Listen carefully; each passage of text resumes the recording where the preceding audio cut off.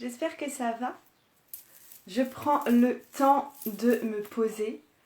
Et vous avez vu, je suis un peu plus rock'n'roll que d'habitude. J'ai mis un joli t-shirt là avec plein de têtes de mort parce que ça me rappelait trop la carte de la mort dans le tarot. Donc j'avais envie de m'habiller un peu plus tarologique et un peu plus rock'n'roll effectivement. Et coucou aux personnes qui rejoignent, j'espère que ça va super bien pour vous. Avant d'aller plus loin, je vais vous présenter le jeu de tarot que je vais utiliser pour vous aujourd'hui, qui est The Urban Tarot, parce que c'est peut-être le jeu un peu le plus brut comme ça, sans concession, que je possède, et je l'adore. Je sais qu'il n'est pas forcément hyper apprécié de tout le monde, mais c'est vraiment un jeu de cœur pour moi.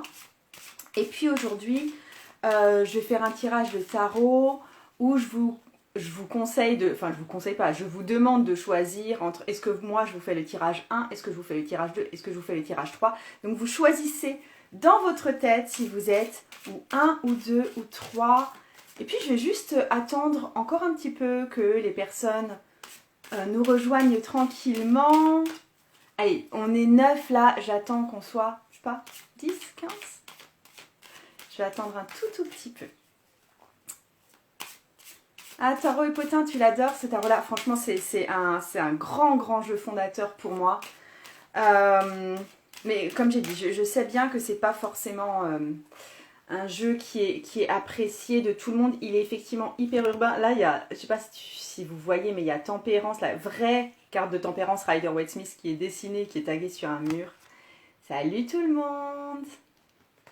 Je suis juste en train de présenter le Urban Tarot pour l'instant, parce que c'est le jeu dont je vais me servir. Hop. Et si vous êtes déjà là, vous choisissez si vous avez le tirage 1, ou le tirage 2, ou le tirage 3.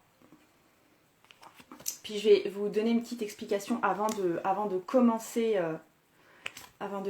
ce que je vais vous dire. Yes. Et ben je commence tout de suite. Puis j'ai pris des petites notes là.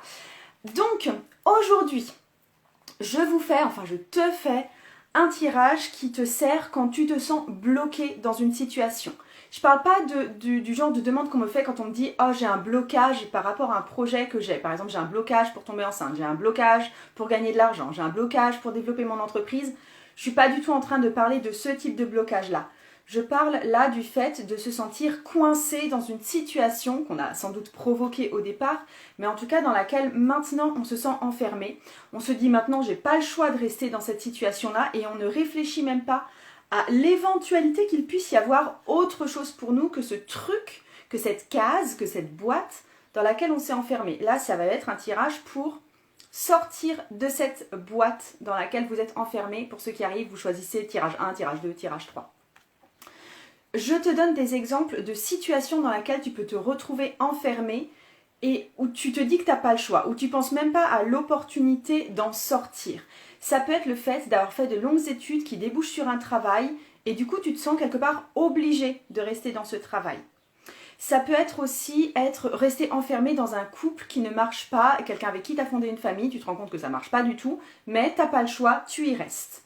Ça peut être le fait d'avoir menti à une personne parce que tu avais des raisons de lui mentir à l'époque, mais du coup de rester englué dans ce mensonge et te dire bah j'ai pas le choix, maintenant il faut que je poursuive à jouer le rôle de quelqu'un que je ne suis peut-être pas ou une situation dans laquelle je ne suis peut-être pas, et on se sent enfermé dans cette situation de mensonge.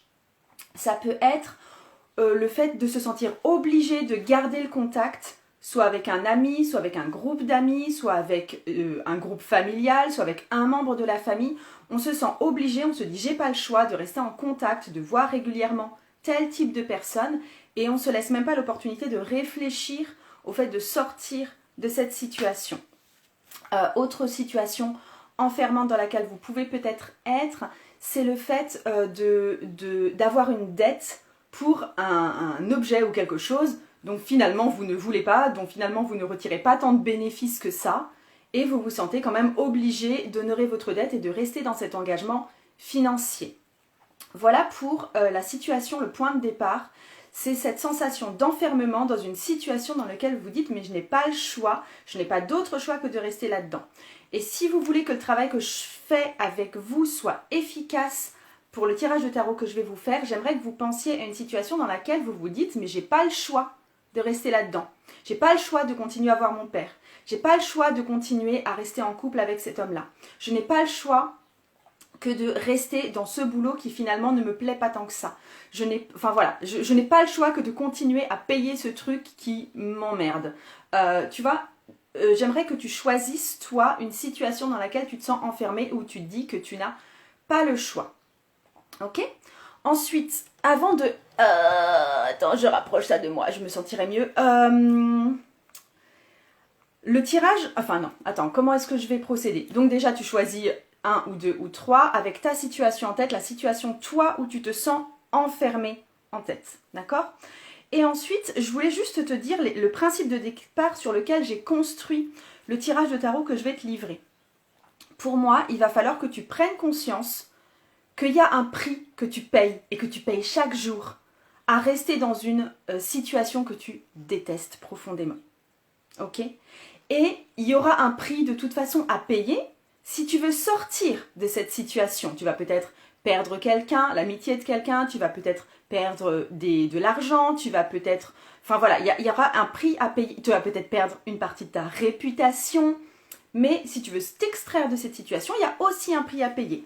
Et donc là, pour toi, quelque part, d'un point de vue pragmatique, il s'agit de comparer le prix que tu payes en restant dans cette situation enfermante, et le prix, qui est souvent de bien plus long terme d'ailleurs, et le prix que tu payes si tu sors de cette situation, parce que tu vas devoir payer un prix pour sortir de cette situation.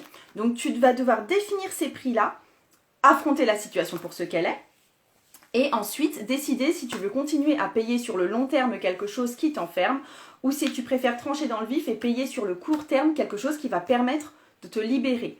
Le choix, c'est évidemment toi qui le fais.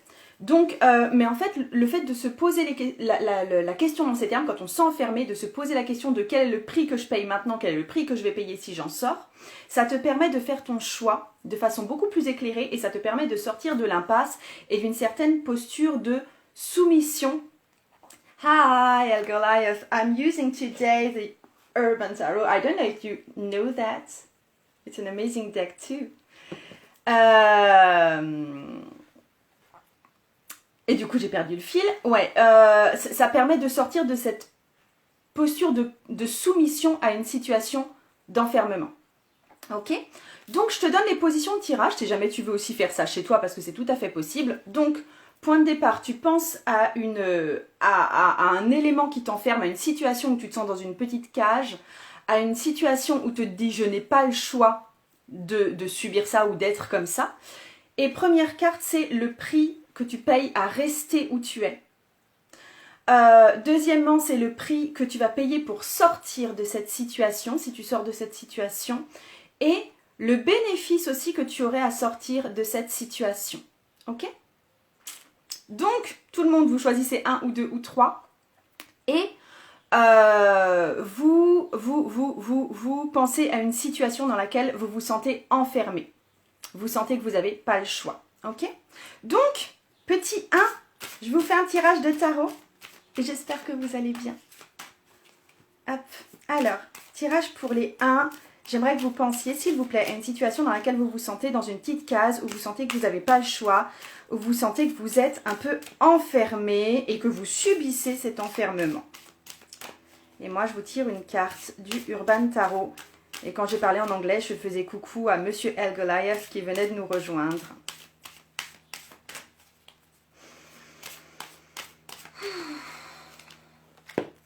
Alors, c'est donc un tirage en 3 cartes. Je suis en train de sortir mes 3 cartes. Hop. Donc la première carte, c'est le prix que tu as à payer à rester là où tu es. C'est la reine de denier. Alors, le prix à payer pour rester là où tu es. Le prix à payer pour rester là où tu es, c'est que tu vas toujours devoir t'occuper de tout le monde, ma belle. Si tu restes là où tu restes toujours au service et à penser aux autres avant de penser à toi-même. Et c'est de toujours devoir maintenir une posture un peu d'organisatrice, une posture peut-être un peu rigide. Et je ne sais pas si ça te convient tant que ça de toujours t'occuper des autres et de toujours rester dans cette organisation, ce contrôle, cette rigidité. Le prix que tu es en train de payer ces temps-ci, c'est que tu es en train de dévouer ta vie aux autres et que tu n'es pas en train de dévouer ta vie à ce qui, toi, te met dans ta zone de kiff. C'est ça ton prix à payer. Le prix à payer, c'est dévouer tout ton temps à d'autres personnes que toi. Le prix que tu aurais payé à sortir de cette situation enfermante, c'est le roi de denier. Alors je dis roi, en fait c'est un tarot de Thoth, donc en fait c'est marqué Knight, enfin dans le tarot de Thoth, le niveau le plus mature des personnages de la cour s'appelle chevalier, et le niveau que moi j'appelle chevalier s'appelle prince. Donc je te dis, ça c'est un roi de denier, dans le système plus traditionnel. Donc le prix que tu as à payer pour sortir de cette situation,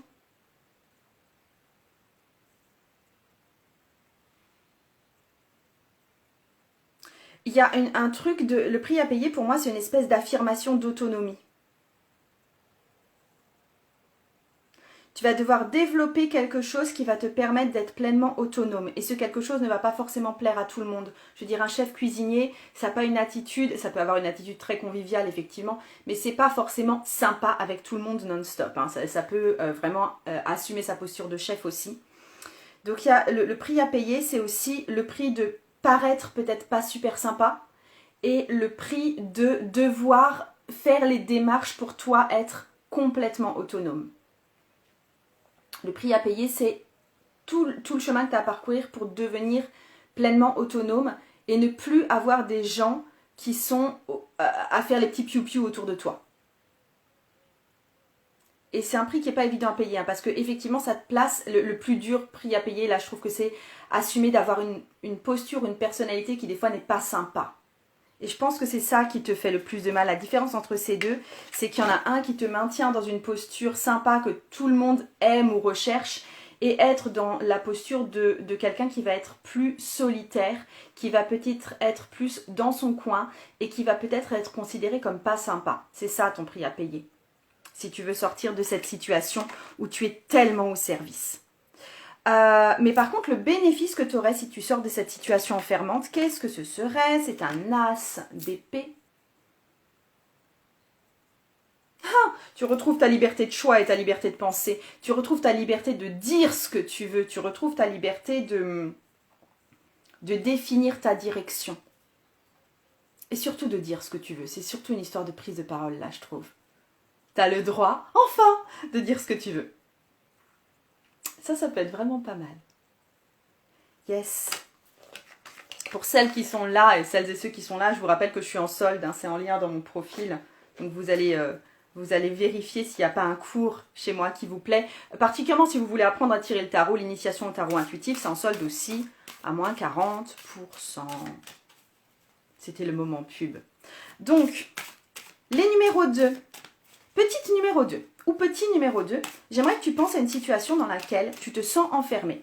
J'aimerais que tu penses à une situation dans laquelle tu te dis « j'ai pas le choix d'être ça, ou de faire ça, ou de me comporter comme ça ». Ok Taureau et Potin, le 1 t'a plu, génial. Donc là je m'adresse aux 2, tu penses à une situation enfermante. Tu peux choisir 2 numéros pour 2 situations différentes. Peut-être qu'il y a 2 situations où tu te sens enfermé dans ta vie. Donc là où tu te sens, toi, dans ta petite case, tu te sens à l'étroit, tu te sens obligé d'y rester, qu'est-ce que moi je vais pouvoir te dire pour que tu puisses faire un choix de soit tu restes dans cette situation parce que c'est valable, soit tu décides de sortir de cette situation et c'est valable aussi.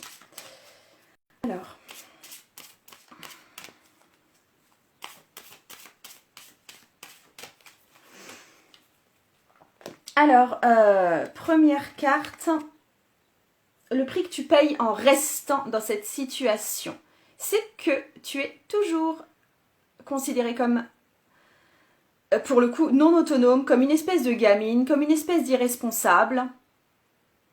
T'es toujours la petite. T'es toujours dans la petite là-dedans. La situation là qui te maintient enfermé, le prix que tu payes, c'est qu'on ne te perçoit jamais vraiment comme quelqu'un de grand. C'est qu'on ne te perçoit jamais vraiment comme quelqu'un de responsable. C'est que t'es toujours, tu vois, à la limite un peu la junkie de la famille, tu vois.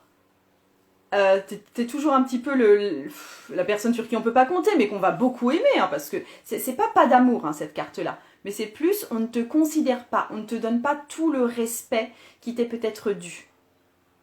Tu n'es pas adulte. Ok ? Donc ça, le prix que tu payes en restant dans ta situation, c'est que tu es toujours considérée comme la gamine irresponsable.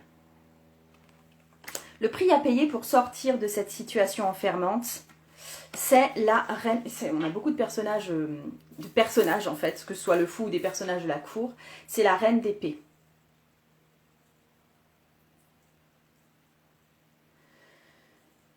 Pour moi, c'est aussi le prix de la vérité là. Et c'est aussi le prix de l'autonomie. On est sur quelque chose qui ressemble un peu à ce qu'on avait tout à l'heure. Je pense que toi, si tu veux sortir de cette situation, le prix que tu vas avoir à payer, c'est d'être blessante.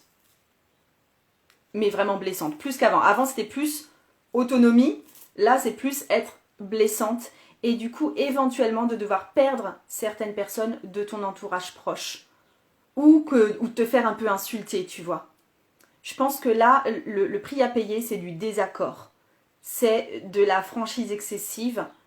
C'est du désaccord, le fait de pouvoir perdre des gens et le fait, pas pour le coup d'être perçue comme autonome ou méchante, mais du style de te prendre des réflexions dans la figure du style « Après tout ce que j'ai fait pour toi, tu oses me parler comme ça ?» Tu vois, c'est ça qu'on va te renvoyer. Tu vas être la personne blessante. Ok, mais l'avantage, le bénéfice qu'il y aurait à sortir de cette situation, c'est alors... Elle est toute noire la carte, je te la décris. C'est un set de deniers, c'est marqué failure en dessous, donc échec. Et t'as des gens qui font des espèces de feux dans la rue et t'as des petits deniers éclairés autour. Ok ? Donc attends, qu'est-ce que ça veut dire en termes de bénéfice pour toi ? Je pense je pense à une clôture. En fait, le bénéfice qu'il y aurait pour toi, c'est juste le passage, tu vois, de clôturer, de ça, c'était un temps de ma vie où j'étais peut-être encore toujours plus ou moins l'adolescente. C'est fini. C'était peut-être une période sombre, effectivement. C'était peut-être une période où j'ai rien gagné de magnifique, mais en tout cas, j'ai poursuivi ma construction, en tout cas mentale, etc. Et du coup, je peux passer à autre chose. Ce que tu gagnes, c'est juste que tu peux faire le constat, tu peux arrêter et tu peux passer à autre chose. Je veux dire, le gain là, c'est enfin tu passes à fucking autre chose. Ok ? Ça, c'était pour les numéros 2. Ok. Pour ceux et celles qui sont arrivés entre-temps, la vidéo reste disponible en IGTV si tu veux la voir depuis le début parce que je t'ai mis pas mal d'indications au début. Je t'ai expliqué pourquoi je faisais ce tirage et la philosophie qu'il y avait derrière, on va dire. Je la mettrai également sur YouTube, donc tu vas la retrouver, il n'y a pas d'inquiétude. Pour moi aussi, pour te donner mon actu, je pars là pendant... là on est jeudi, donc je pars jeudi, vendredi, samedi, dimanche et je vais sur le circuit Carole, donc près de Paris, avec mon amoureux qui fait une course de moto et du coup, et on part aussi avec mon fils qui a 18 ans là et je me réjouis de ce week-end. Donc après ça, je vous laisse, je quitte le boulot. Donc, petite numéro 3, si tu as choisi le numéro 3, j'aimerais que tu penses à une situation enfermante pour toi. Une situation dans laquelle tu te dis, je n'ai pas le choix de faire comme ça, ou d'être comme ça, ou d'agir comme ça. Ok ? J'aimerais que tu penses à une situation dans laquelle tu te sens enfermée, contrainte, dans une petite boîte qui finalement ne te va pas tant que ça. Et moi, je vais t'aider à faire le choix de le prix que tu payes en restant là-dedans, le prix que tu dois payer si tu veux en sortir et le bénéfice qu'il y aurait à sortir de cette boîte. Ok ? Alors,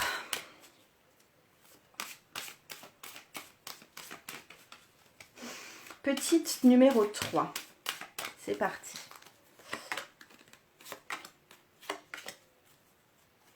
Avec le Urban Tarot pour celles qui n'étaient pas là depuis le début. Et donc toi, le prix à rester dans ta situation enfermante, c'est un 2 de bâton. C'est marqué Dominion en dessous. C'est quoi le prix que tu payes ? Oh punaise, oui, c'est fatigant ça. Tu dois toujours... Je suis gladiateur. Tu vois, tu dois toujours rester la plus forte. Et c'est toujours toi qui dois prendre toutes les fucking initiatives là-dedans. Et c'est toujours toi qui dois mener le chariot de l'avant. Et jamais personne vient te seconder dans ton putain de truc.